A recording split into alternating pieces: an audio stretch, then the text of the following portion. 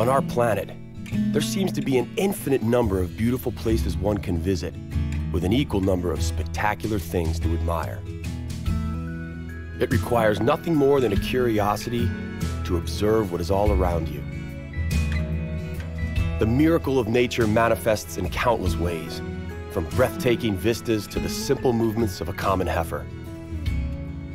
The purpose of this program is to present you with the extraordinary diversity of our miraculous blue planet so that you can discover these things for yourself. Today, we will enjoy visits to 3 different gems of the European continent. Starting off in the north, we will explore the pristine mountains of Lapland. From there, we will attempt to conquer the peaks of the Swiss Alps. From the Alps of Switzerland, we will go to France, where, in the wine region known as Champagne, they know a thing or two about making the best wines in the world. Then, we will end today's adventure in Gibraltar, one of the pillars of the ancient world. But first, the unspoiled mountains of Lapland beckon.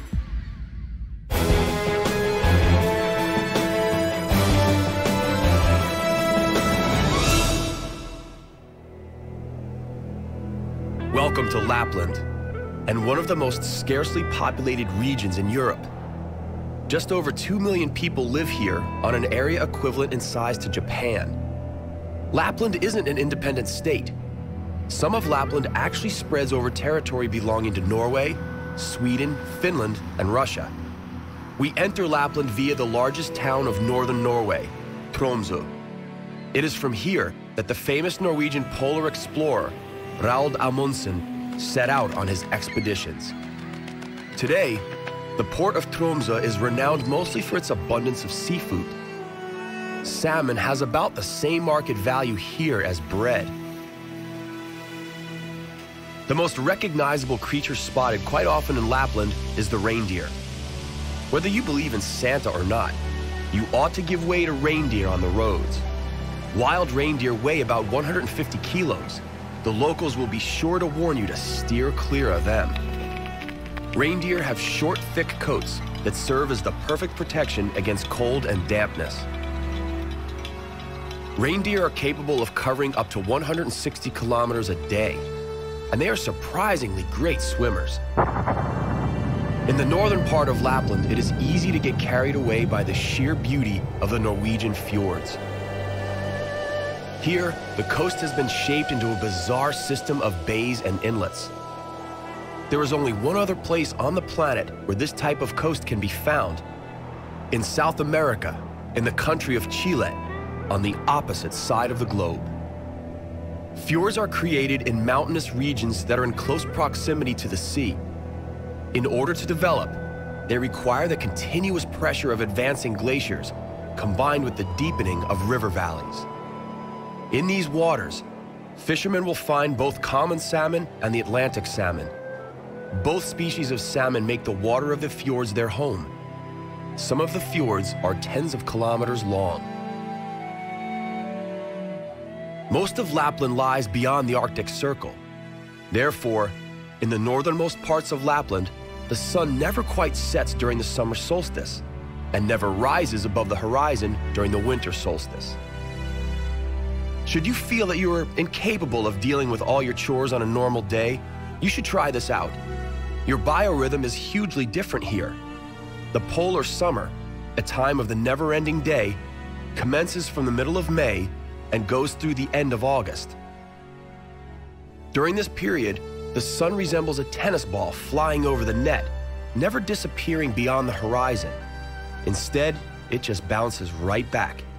It is called the midnight sun. Those who consider Lapland to be the land of snow and ice are mistaken. Even here, nature happily offers pleasing views of spring meadows in bloom. In winter, the red signs serve as necessary orientation points for snowmobiles. In the summertime, however, the cable car is a more convenient mode of transport. Take this cable car up to Mount Nula. During the 2-kilometer ascent, the passengers admire breathtaking vistas of Nordic landscapes, uniquely devoid of human beings. Here, it takes a small miracle to encounter another human being. Thousands of tourists from around the world flock to myriad nature reservations in Lapland, clamoring only to admire its unspoiled beauty. They leave with memories of immense lakes, countless rivers and brooks, dense forests, beautiful mountains, and deep valleys. Many believe that experiencing the magic of the local nature is akin to an intense cleansing experience, normally associated only with a health or relaxation spa. We will conclude our trek through the vastness of Lapland by visiting the Finnish village of Nelim. Nelim lies on the shores of the largest lake in Lapland, Lake Inari. Its northern shores are referred to as the real Lapland. If you are lucky, you may encounter a genuine Sami. Unfortunately, there are only 70,000 members of this culture remaining in the whole of Lapland. At this time of year, the lengthy day is nowhere near its end just yet. However, we are running out of time. So let's bid farewell to the land of the midnight sun and head south to a warmer climate.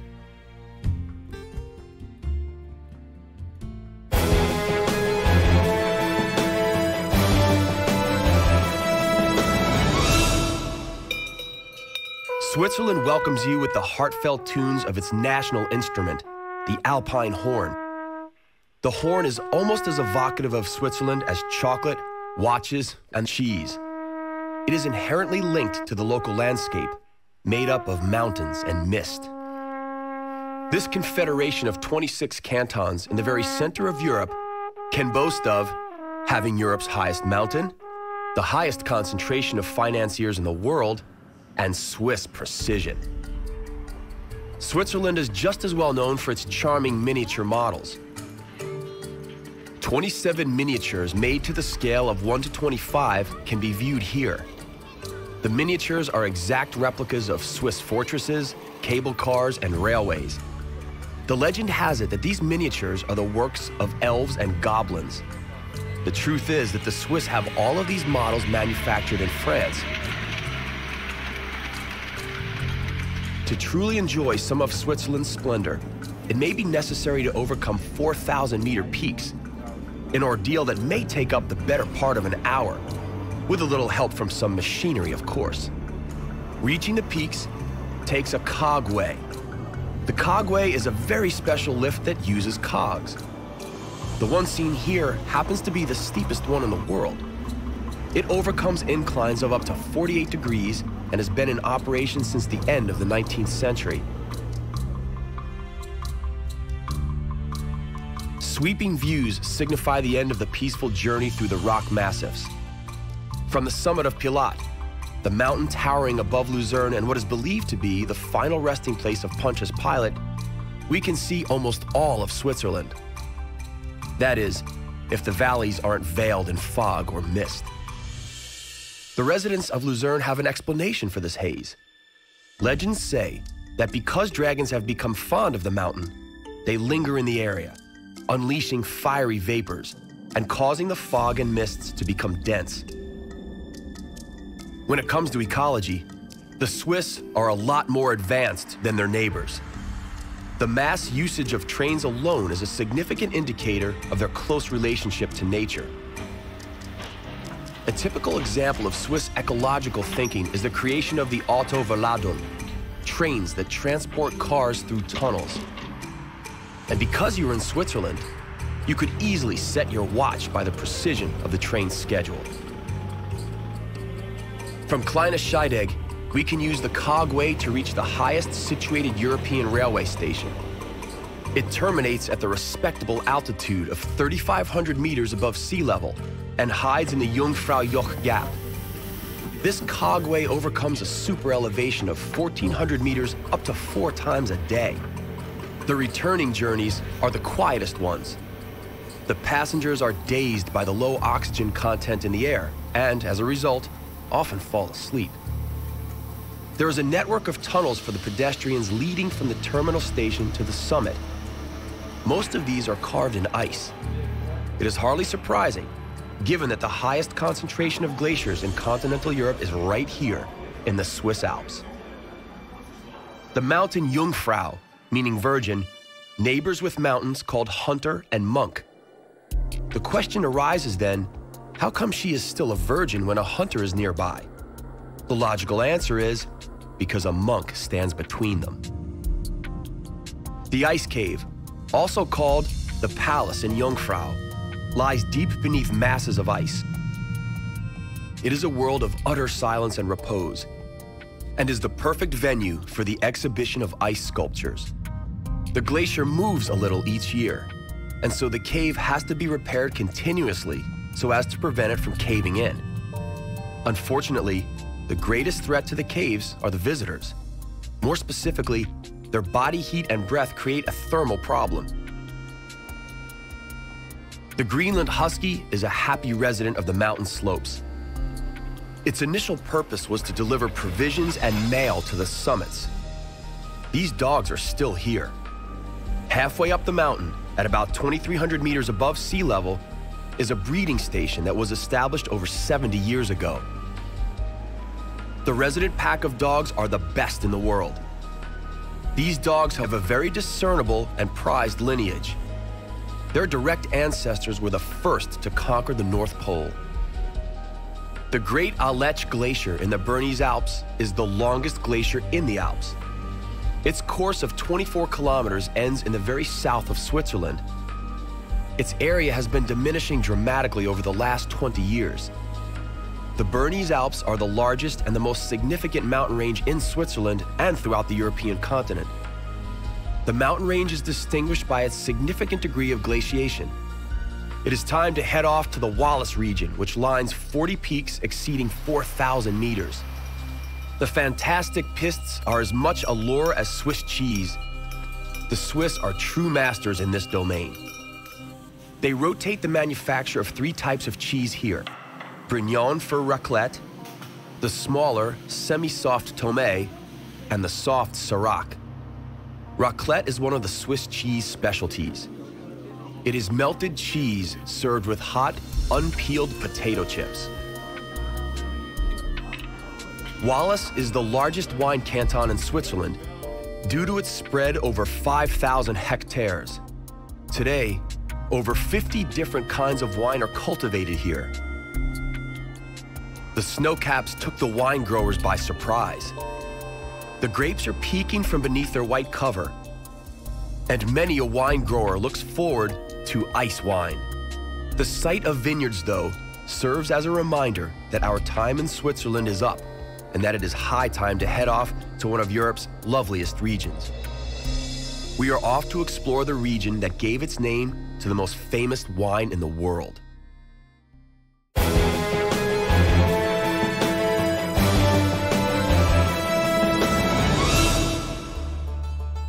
Vineyards in autumn hues, a view out of this world.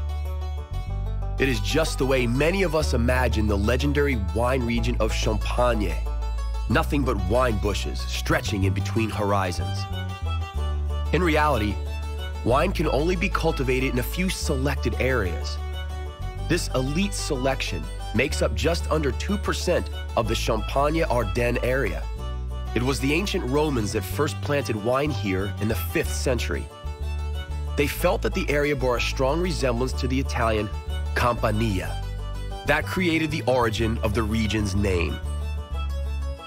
The Champagne wine growers were faced with a long and tiring battle against the prevailing natural conditions before champagne as we know it today became the world's favorite liquid with which to toast special occasions.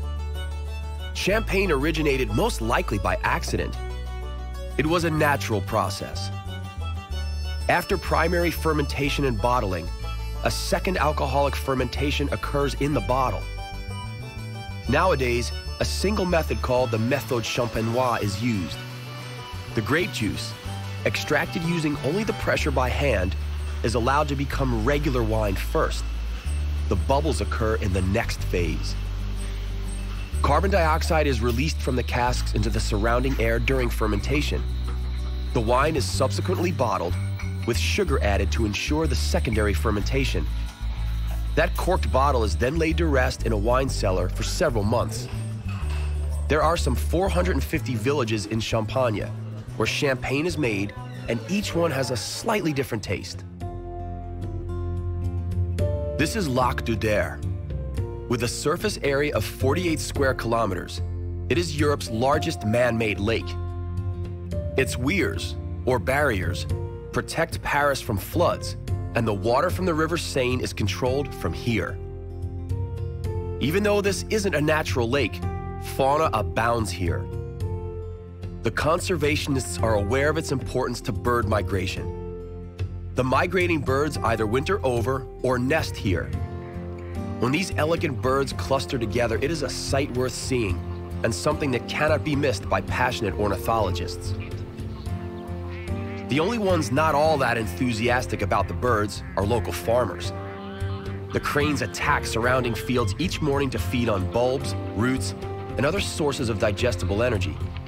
Thankfully, the birds are protected, and so the farmers can only helplessly observe. And so nature lovers may take pleasure in watching squadrons of migrating birds each fall. The tranquility, the comparatively cheap lifestyle, the good wine, and the pretty country girls are what likely attracted many artists to the region. The painter, Pierre-Auguste Renoir, was doubtlessly the best known among them. Unique colors and quality of light kept him busy. A job well done was rewarded by another local delicacy, one that grows underground. The dogs are trained for a very specific task, finding truffles. Sociable breeds, such as Labradors and Shepherds, are commonly used for this purpose. Hunting dogs are not suitable. Despite the high value of truffles, the making of champagne is still the primary business activity of this region. The market value of champagne truffles is currently about $500 per kilo. The window of opportunity to collect truffles is rather short, only the few weeks from the end of September to the beginning of December. It is important that the ground is not frozen more than 2 to 3 centimeters under the surface, or else the planters may bid their bounty goodbye. We can only envy their autumn dog-walking strolls through breathtaking nature in search of one of the world's most sought-after gastronomic treasures.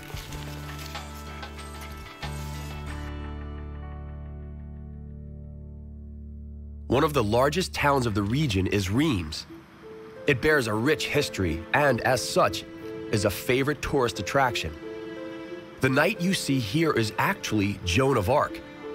It was as a result of her visions and her determination that Charles VII was declared the King of France in 1429. This was the time when all of Europe was fixated by the Reims Cathedral. The building of the Notre Dame Cathedral, dedicated to the Virgin Mary, began in the 8th century on the foundations of another cathedral built 400 years earlier. It was here that most French kings were crowned. 38 heads of state in all lived to see their anointment here. The tradition was initialized by the French king Clovis I, the first king of the Franks to unite all the Frankish tribes under one ruler. He was baptized right here towards the end of the 5th century by Saint Remigius. For the next 1,000 years, his successors traveled to Reims to be anointed by the coronation oil from the Sainte Ampoule. Through this act, they became knights, and so could fulfill the motto of their calling: to rule is to serve. It is quite remarkable that this motto is still followed today.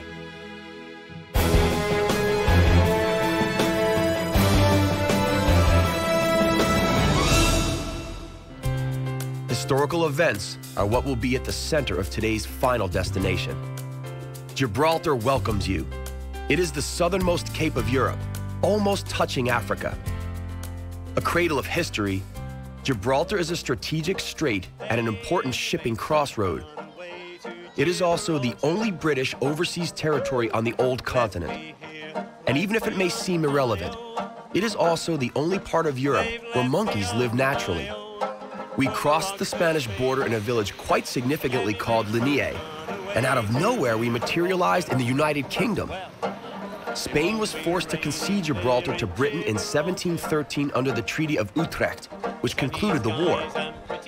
The Spanish never quite accepted this, but in a referendum in 1967 and again in 2002, the Gibraltarians voted overwhelmingly to remain under British sovereignty.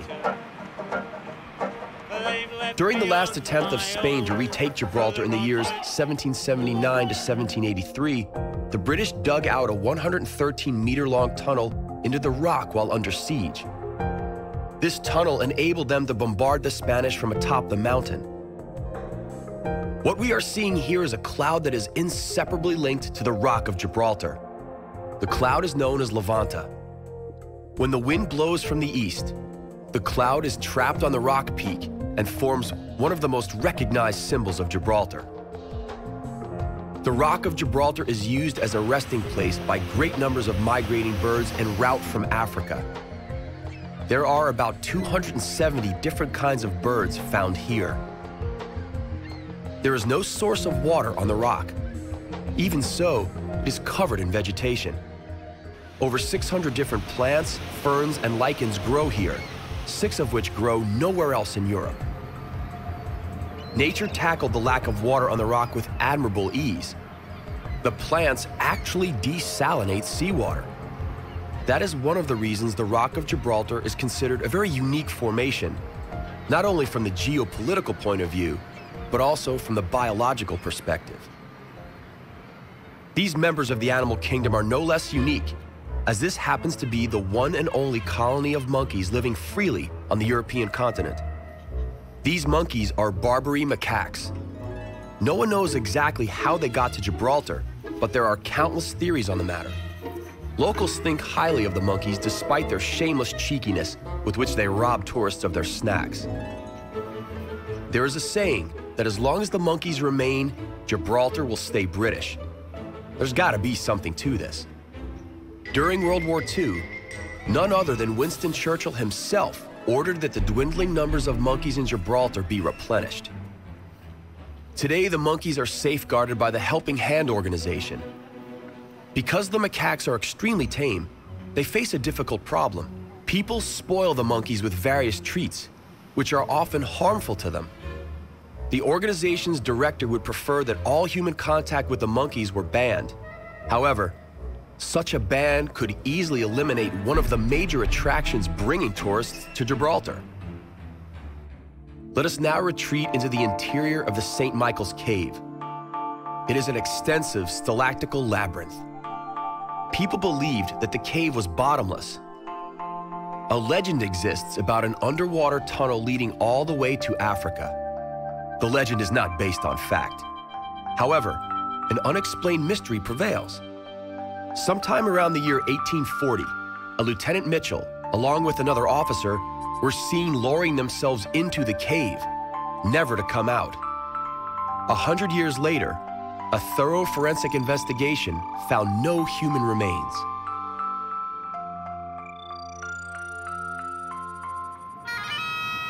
This British piper of Nepalese origin will see us off on today's final stop. It is the southernmost point of Gibraltar, referred to by the locals as Europa Point. Its name signifies the fact that this is where Europe ends. Gibraltar has always been a very strategic place. The Strait of Gibraltar separates the Atlantic Ocean from the Mediterranean Sea. To the north lies Spain and Gibraltar. To the south lies Morocco and the Spanish town of Ceuta. The lighthouse truly may claim to be one at the very end of the world. And it is the lighthouse that bids us farewell.